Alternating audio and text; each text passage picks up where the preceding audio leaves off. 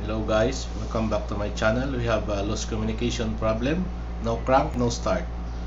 Ford Expedition 2009 5.4 liter.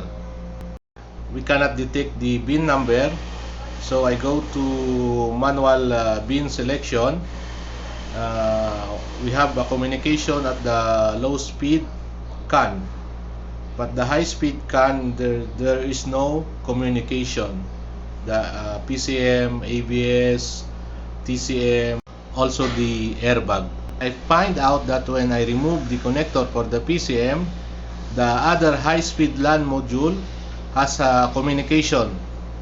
Okay, when I return back the connector for the PCM, all the high-speed LAN module has no communication.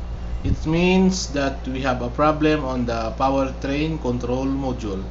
We need to replace the powertrain control module, or we need to test another. I have spare PCM here for test part. Okay, what we will do is install the PCM, put the connector, and we will make programming through IDS. By the way guys, if you need to program the security, you need two keys to start the engine.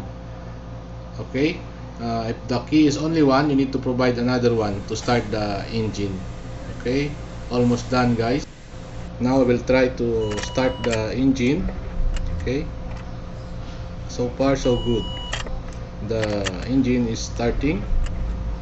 Okay, as you can see, there's no security blinking now, unlike before. Now we make a road test through the highway. Everything's fine guys. The transmission shifting is good, the engine is good. That's it. Thank you for watching my channel guys, my video. Till next time.